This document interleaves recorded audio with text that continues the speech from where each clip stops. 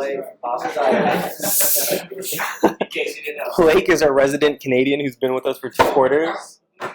If you didn't get to see him at last quarter's starters night, I'm hoping this one will be very interesting.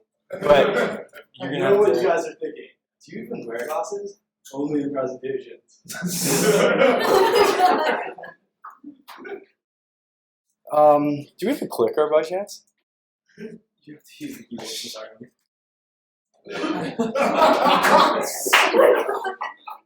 Okay, so the last presentation that I gave on starter night, I actually took off my shirt at the end for dramatic effect. And it actually works really well. I recommend it to everyone. Great results. But I'm at a Threadless event, and this guy comes up to me, and he's like, "How do I know you? You look so familiar." And I'm like, "Oh, I don't know." He's like, "Oh, you're the guy that took off his shirt at starter night. That was weird." I just like a little bit, like a little taken aback. But then his friend goes in to defend me, and he's like, "Oh, well, he achieved the point of his presentation. He made himself stand out so that you remembered him." I was like, "Yeah, I like it. Weird but memorable. I'll take it." So in light of that conversation, I'm going to make this presentation equally weird in hopes of being remembered. So I'm getting my morning coffee from the lobby of my building. They serve complimentary coffee to all their tenants. I know, talk about sweet building perks. Who cares about a pool? I just want a free cup of coffee. So they're out of cups one day, and I have to bring down this giant Starbucks mug, and I have to press the coffee button twice just to get a decent filling. And so I feel kind of bad because I feel like I'm overindulging, I'm taking advantage of the building's generosity, and I look behind me, and there's this old woman, so I'm also holding up the line. So I turn around to apologize. I'm like, "Oh, I'm sorry, ma'am." And, you know, the typical Canadian apology, I'm from Canada, as Irvin said. And I'm waiting for the typical American response, you know, like, "Go Cowboys," or support our troops," or whatever but she responds with something utterly profound. She brushes off my apology, and she says, "Haste makes waste." Well, actually, she's like this 4-foot-tall, old, wise, wrinkled grandmother, so she's like, "Haste makes waste, child." That's like more how she said it. But let's think about this for a second. Okay, 7 a.m., haven't had my morning coffee. So I'm there in body, but not in spirit. And then there's this old, wise, wrinkly grandmother with eyes bulging out of her sockets, with this sublime haze across them that enhance their color and amplify the sleek texture of their gleam. If that isn't enough to completely startle you, she mutters this profound statement: "Haste makes waste." So that's the old lady. Not actually, but like, I thought that was a classic picture, just puts in your head.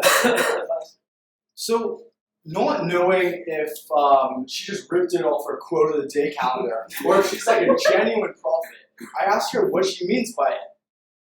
And her hand goes up into the air, and she points up and she says, "God gave me the knowledge so that I could give it to you." And after like a preacher-esque sermon, she asked me if I understand her quote, "Haste makes waste." Now, there's something you should know about me. So the app I've been working on is called Quick Reads. I read a bunch of books, I take my favorite passages, I put it onto an online database. So I've been doing a lot of reading. And I was reading this book, Anna Karenina, by Leo Tolstoy, and during chapter 33 of the text, I actually came across a few lines that spoke exactly to what this old woman was saying. So I was equipped with the knowledge to give her a well-informed answer. And I thought to myself, wow, it's so odd that I'm able to relate what I'm reading in Anna Karenina to just a casual, by the complimentary coffee machine conversation. You know, it's just another one of those casual, by the complimentary machine conversations. Code that backwards 10 times fast, that loop function. But I wouldn't have thought anything of it. But then it happens again. Boom, right there on the spot. She says, "You are young. You can be taught. You can't teach the old like you can the young."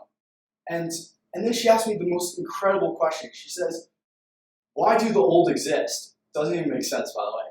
And before I can even mutter a response, she says, "To teach the young." Okay, so this is a really interesting quote. It's from Benjamin Franklin's autobiography, and it says, "Influence upon the private character late in life is not only an influence late in life, but a weak influence." So right there, we see the absolute relevancy of this quote, and the succeeding lines just go on to reinforce it. But then again, I think again to myself, I'm like, wow, like I can't believe what I'm reading in books is able to relate to just casual conversation. And that she's also like an English test in human form, and I'm acing it. But during this long speech that she has with me, I don't think she ever said the word God or Christ. She just pointed up and said he, like this nervous twitch, this involuntary spasm, just pointed up and said he. And that's actually a really important part of the story, because it's from this motion that she reveals where she's getting her information from. She's getting it from God, the Bible, religious parables, etc. This situation exemplifies very well how there are different paths to knowledge. She learned her knowledge from the good book, whereas I learned my knowledge from the good books, plural. I'm not asserting that one is better than the other, only that I chose to go this way, she chose to go this way, yet we arrived at the same destination, at that piece of knowledge that enlightens us, that is useful to us, and we can benefit from. So as weird a transition as it sounds, that's actually how my app ties into all this. Each book that I read, I'm enriched by passages that stand out from the rest of the text. They contain invaluable information and knowledge that change the way I think and the person that I am. And we all hold this grand ambition that we want to change the world and make it a better place. So I realized if they make me a better person, if I profit off the information and knowledge contained within these passages, then maybe, just maybe, if I share it with other people, they too will be able to profit off the information, and they will become better people. And I figured that was a good start to fulfilling that grand ambition, no matter how small a contribution it may seem. So this is just a brief glimpse of my app. Okay, there's no sound. Turn it up. Yeah.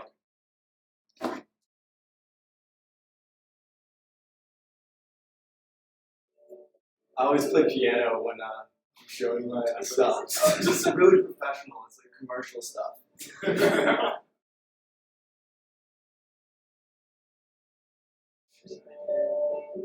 Yeah.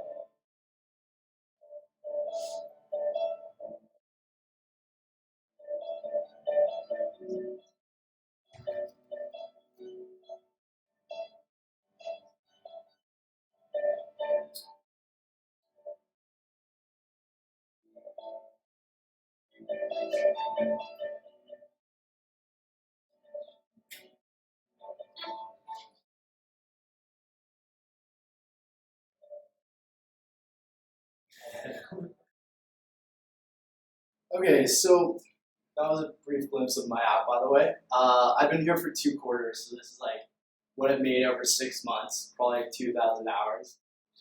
So a long time. But I want to take a break from my app to talk on a more personal level. So we're going to put the infomercial on hold. But seriously, if you guys sign up in the next 5 minutes, you do get free steak knives. Well, anywho. So me and my brother are in the sauna one day after a hard gym session. No surprise there. And we get talking. Hey Koi, do you know what would be amazing? If they had sauna-friendly reading material. Yeah, like everyone brings the newspaper in here. That's like the biggest fire hazard ever. I know. Every fire I've started, I think I've used newspaper to help me do it. Can we side note for a sec? How hot was that girl on the second treadmill? Oh my god, her legs. Okay, so we're gonna fast forward 20 minutes ahead. That her dad would hate, but her mom would love. Anywho, I think that the sauna-friendly reading material should also have be categorized by the time it takes to read. It should tell you how long it takes to read the article. So you're saying if I want to go into the sauna for 5 minutes, I can just grab an article that says, "Hey, I take 5 minutes to read." Yeah, that's what I'm telling you. So are you saying that if I really want to man up and go in for 10 minutes, I could grab a 10-minute article? Yeah, you sure can. Okay, so I think I've totally killed that point. But anyways, it was right then and there in the sauna where the idea emerged. And it's been less than a year, and I was able to turn that vague idea into an actuality. So this is like the sad, mushy part where I thank everyone. But literally, it's been less than a year, and I was able to come to the Star League, and it was this amazing network of people who made it possible. The Star League not only made me a better coder, they made me a better problem solver. They made it happen, and I'm sure I'm not the first one to say something like that. So I want to thank everyone, staff, mentor, my classmates, Neil and Mike. You guys all are amazing. And on that note, I also want to thank you guys for listening to my presentation, but I do have some final words. And essentially that is, I don't know if knowledge comes from a higher place. I can't tell you that. But I can say with full conviction that knowledge does take us to a higher place. And I wish the old lady was here with me to do this with me, because she's the one that sparked that realization. But the quick reads, elevate. That's it.